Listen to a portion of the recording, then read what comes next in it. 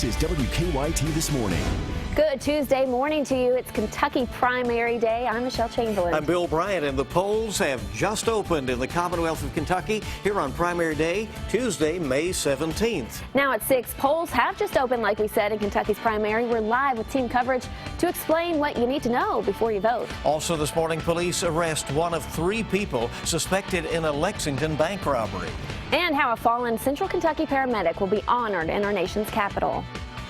All roadways are wet early this morning as you're taking off. Just know that as there's widespread rain across the region. It's not stopping anytime soon. Showers will be likely today. I'm going to show you when the best time to go vote is in terms of rain falling and getting a few breaks coming up in just about 5 minutes. Okay, and let's get to the news as the eyes of the nation really are on Kentucky this morning. Yes, they are. The polls have just opened, like we said, and the most prominent race on today's ballot is for the Democratic presidential nomination. Hillary Clinton made a last-minute push for votes last night in Lexington, but her challenger is not showing any signs of slowing down.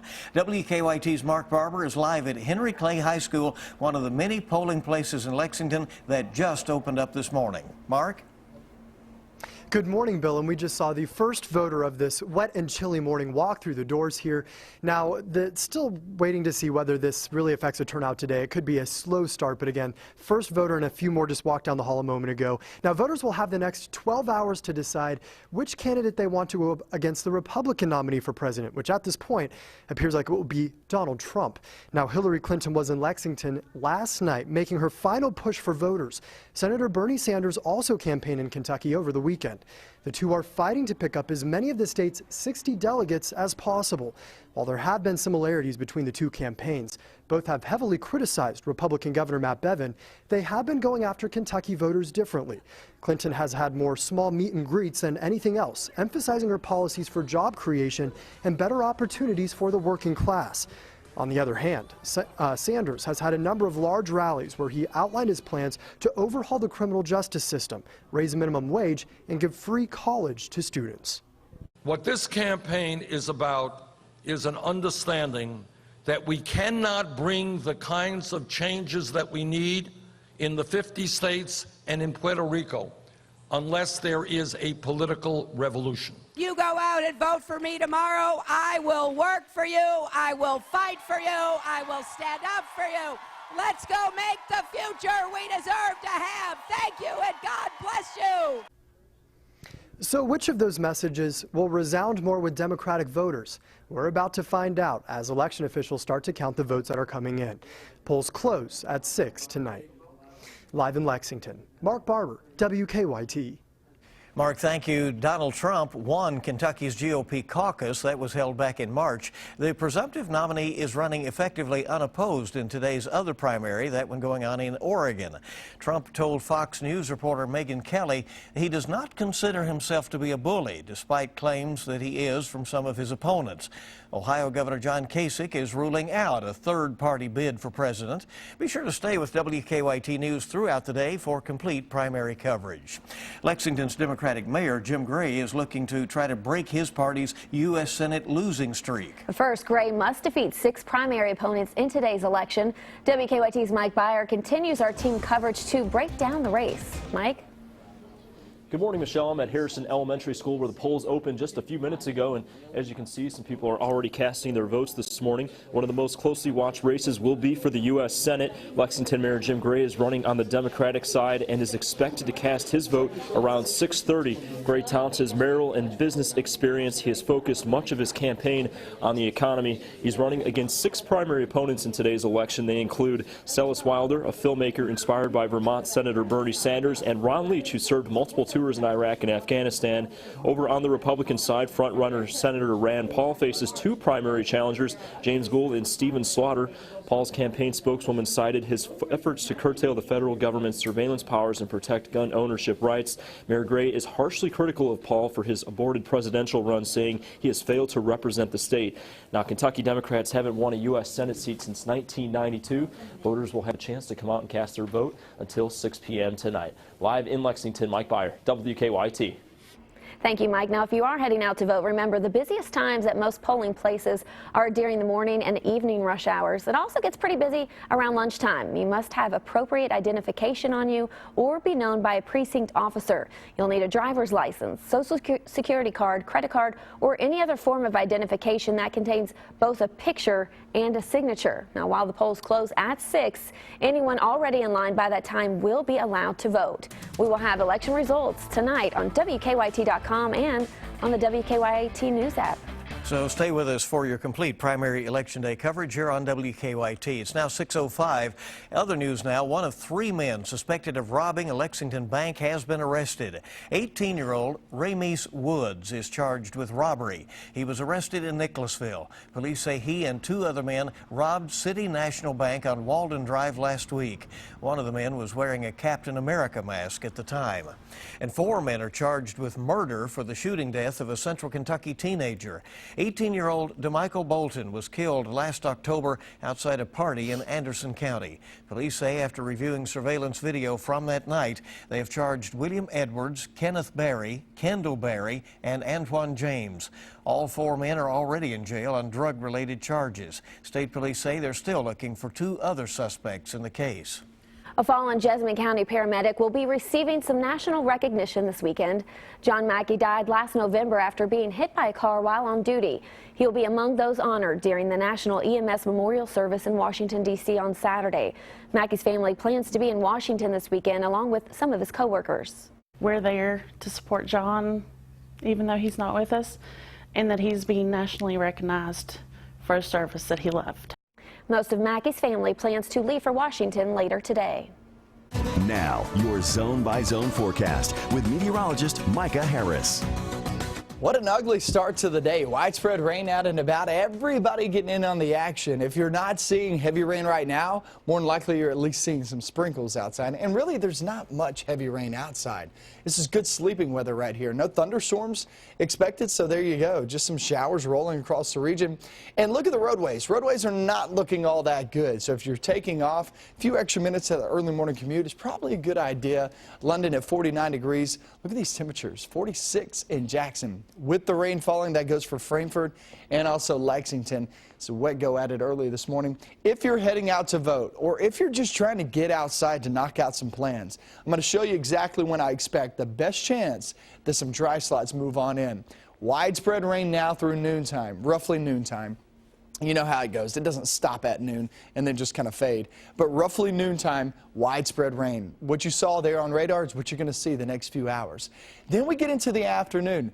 Now you're talking about temperatures there right around 60 degrees. Far south, you're talking roughly 70 degrees. So it kind of depends on where you are. Will depend on the fill. But you're also looking at scattered showers later on today. Not widespread, but scattered. So we're looking at 40–50% chance of rain later on today. And it's just going to kind of be hit and miss. Afternoon is your best bet to stay dry, at least get some dry breaks here and there. Off into the night and into tomorrow morning, we still have some rain chances. They're not widespread, but they are there. And then we'll see it fade as we actually go through your day. So let's talk about your day tomorrow. Morning showers expected. I would say by 10 a.m. to about noontime is when you start to see those move on out. Pretty nice afternoon, right around 70 degrees later on tomorrow. Then we hit Thursday. Thursday is 100% the best day in the forecast. That is the day to knock out some of those plans. Any events you have going on, trying to get out to the ball fields, you haven't been able to the past few weeks. If you're trying to reschedule some ball games, do it on Thursday. Even though the grounds will still be a little bit wet, Thursday is going to be your day that's going to be pretty dry. Sunshine and also mid-70s. Then we get off to your Friday. Guess what happens? It rains on our parade. Here comes some soaking rain traveling in here from the Gulf of Mexico. When you get those systems coming in from the Gulf, at least close to it, coming in from our south, you're going to get a lot of rain out of that. It's pulling in a lot of that Gulf moisture, right around 1 to 2 inches of rain just Friday and Saturday. So we're just adding up in the rain gauge one day after another. Like I said, you'll get breaks, and if you're trying to reschedule some of those plans, outdoor plans, do it on Thursday. That's probably your best bet. I guess the bright side is no drought. No drought. No, not around here, that's for sure. We have certainly had our rain. All right, thank you, Micah. 6:09 is our time, and each morning here we bring you weather and traffic together. Let's go out to Officer Don and see what's happening out there on the roads. Good morning, Don. Good morning. Well, the roads are wet, obviously, this morning. That could have an impact for your drive in, but traffic's light enough now where it's not a real big problem. Inbound Versailles Road, just past the airport, there's a report of a two-car non-injury collision, a very minor thing happening there. Should be over to the right. As you get an overall look at Lexington traffic flow this morning, no problems to report. We zoom in there and see that we're okay downtown. The construction work continues, but nothing significant to deal with. Our drive times right now holding their own. Coming from Nicholasville is about 13, from Georgetown 16 minutes, and from Paris 19. Now back to you in the studio. Okay, hopefully it's a good ride-in for folks, and of course with schools closed, that lessens the traffic some throughout the day, but then it'll be busy around those polling places. 6:10 now on WKYT this morning. What the ACLU is doing to try and block North Carolina's so-called bathroom bill. That'll come up in about 3 minutes. And a Texas preacher who says he was targeted because he is gay now says he was lying. Details of his admission when WKYT This Morning returns. Kentucky mornings start here. You're watching WKYT This Morning. Welcome back to WKYT This Morning. Your time is 6:14. President Obama gives his first public comment since issuing new guidelines on transgender students in public schools. In North Carolina, demonstrators against the state's public bathroom law took over the Capitol building. Hannah Daniels has the latest. Nearly a dozen demonstrators protesting North Carolina's bathroom bill were arrested on Monday. Some led away in makeshift handcuffs. Hundreds rallied outside and then marched into the legislative building, many demanding the repeal of House Bill 2, a law limiting the use of public restrooms to the gender on a person's birth certificate. It is not only personally hurtful and very insulting, it is hurtful, insulting the entire trans community, and it is very, very wrong. Last week, the Obama administration directed public schools to give transgender students access to bathrooms and locker rooms that match their chosen gender identity. In an interview to BuzzFeed, the president said the new rules are designed to protect transgender students. I think that it is part of our obligation as a society to make sure that everybody is treated fairly and our kids are all loved and that they're protected and that their dignity is affirmed. Supporters of HB 2 in North Carolina say the new directive from Washington on transgender students goes too far. And this is an incredible overreach by the Obama administration, like none that we have ever seen. Republican state House leaders said Monday they stand behind the state bathroom law. Hannah Daniels, CBS News.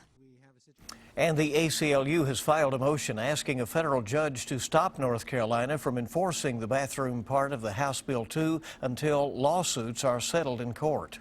There are more evacuations from a 2-week-old wildfire in the Canadian city of Fort McMurray in Alberta. Several thousand workers at oil camps near the city are being told to leave the area as a precaution after the fire quickly spread yesterday. Hundreds of other workers at several small oil camps already were told to evacuate. The blaze that's cleared the city of more than 80,000 has destroyed some 2,400 structures. Federal safety regulators plan to meet today to detail the probable cause of last May's Amtrak derailment in Philadelphia that killed 8 people. The U.S. official briefed by investigators says the engineer was distracted by radio transmissions before the crash. The cause won't be determined officially until the National Transportation Safety Board votes after its meeting. A gay Texas pastor who sued Whole Foods after he bought a cake that he alleged had a slur written on it in icing now says he made the whole thing up. This comes after Whole Foods released surveillance footage proving that employees did not tamper with the cake. The company initially said it would countersue the pastor for $100,000. It later dropped that lawsuit after the pastor issued a public apology. Police in a Chicago suburb say singer-songwriter Sinead O'Connor is safe. She was reported missing Sunday. Police spent much of the last 2 days searching for her after she didn't return from an early morning bike ride. Earlier this month, former late-night host Arsenio Hall sued O'Connor for $5 million. She accused him of supplying Prince with drugs and of drugging her. In November, O'Connor raised concerns that she might hurt herself. Your time now is 6:18. Fast food workers are fighting for better pay, and that has some fast food chains cutting back. Wendy's is the latest to say it's replacing some workers with self-serve kiosks as a way to save on labor costs related to minimum wage increases. Now, some Wendy's franchise owners are also reportedly raising prices as a way to offset the increase. A new study says federal and state governments are missing out on $28 billion by not legalizing marijuana. The Tax Foundation, an independent think tank, says most of that revenue would be from tax on pot. Critics worry legalizing marijuana could lead to more drug abuse and addiction. According to the National Survey on Drug Use and Health, about 12% of marijuana users were considered abusers of the drug. Here's something new for your iPhone. They're called blips, tiny lenses that attach to your phone's camera and can take some remarkable up-close photos. In some cases, they can replicate a microscope. The basic kit will cost about $35 and will start shipping this summer. One of those ideas I wish I had. And Twitter may soon let you create longer messages, thank goodness. Bloomberg reports Twitter will stop counting photos and links as part of its 140-character limit. They typically take about 25 characters. Now, Twitter has been looking to revamp its format as a way to attract more users. And it's good to hear, Bill. I need more characters. Right. They're going to stay with the 140, right? Yes. Except for they won't include photos or photos links. and links right. and all that. Give you a little bit of flexibility we need it. there. WKYT this morning just getting started, and it's so good to have you with us here on this Tuesday, primary election day in the Commonwealth. Well, winning the game in style. A look at how an Army softball player pulled off an amazing run. A lot of rain out there. We can hear it falling on the rooftops here in Lexington on the studios of WKYT. A soggy Tuesday in store. Soggy for you voters, too, if you're heading out and about. I'm going to show you when I expect some breaks in the action. Coming up.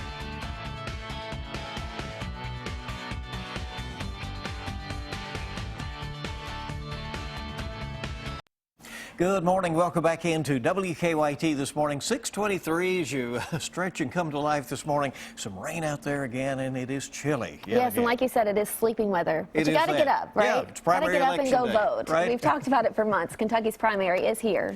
And the polls opened just a few minutes ago, and that is what is trending at this hour. Democratic presidential candidate Hillary Clinton was campaigning in Lexington last night. She carried Kentucky easily in 2008 and is hoping for a repeat victory today. Her challenger, Bernie Sanders, won the last two primaries in Indiana and West Virginia. Lexington police are still looking for two men accused of robbing City National Bank on Walden Drive last week. One of the suspects, 18-year-old Ramis Woods, was arrested in Nicholasville and is charged with robbery. As we said, some chilly showers out there this morning, and let's check in with meteorologist Micah Harris. Yeah, it doesn't feel good outside, and it doesn't look good either. We can actually hear the rain falling on the rooftops right now here in Lexington. Defender Radar Network is not going to change the next 3 to 4 hours. I mean, you're going to have widespread rain across the region. I would say through noontime. Noontime, roughly, give or take an hour, is actually when that widespread rain continues to just funnel on in. Then after that is when we start to get some breaks in the action. Frankfort looks very wet. That goes for Lexington. Honestly, I could show you any cam across our 70-plus counties here in our viewing area, and every location is wet outside this morning. Travel time, maybe a few extra minutes for that is probably a good idea. But once we get past the afternoon or noontime, we get into your afternoon, it's only 40-50% chance of rain later on today. So if you're thinking, I don't really want to go vote and stand in line or try to walk in there when the rain's pouring on me, the best chance to actually see breaks in the action, get some dry slots moving in, and stay dry while trying to go vote or try to go knock out some grocery plans or whatever it may be, afternoon is going to be your best bet. 1 p.m. to about 6 p.m. is probably your best bet, guys, at about 58 degrees. Some zones down south where that front has moved northbound later on today, right around 70 degrees. That's a nice feel down south, but for the most part, we're still going to be on the cooler side of things. Okay. Not something you want to hear, is it? I know. It'll turn As we can around. hear the rain hitting the top of the studio. Oh, goodness. So today's rain and colder than usual temperatures may have you complaining like I just did, right? But remember, it could be worse. Yeah, it doesn't feel much like spring up in the Northeast right now either. Look at that. Caribou, Maine. They just picked up more than 7 inches of snow, setting a record for the most snow this late in the season. Wow. At least it's not doing that here, right? Exactly. So that was something to see, and here's something else to see this morning. An Army softball player took a last-minute leap of faith. This is awesome. Check it out. It's astounding. It was a game-winning run by Casey McGravy. She jumps over Lehigh University. Look at that. She just smacks the plate before the ball arrives. So impressive. Apparently, this isn't the first time she's done it. McGravy did it back in high school as well. I love that play. I saw that for the first time. It made me gasp. Look at it again. One more time. Amazing, huh? Wow. A real leap in there. All right, well, that's one way to get it done, Yes, right? it is. Good to have you with us this morning, 6:26 on WKYT this morning. We have a lot more news on the way. Yeah, details on a fire at a Kentucky apartment where many had to jump to safety. All of our top stories are coming right up, including the latest on this primary election day. Tonight's Mega Millions jackpot, $174 million, and Wednesday night's Powerball jackpot is $60 million. Keep it here. Kentucky Morning Start on WKYT.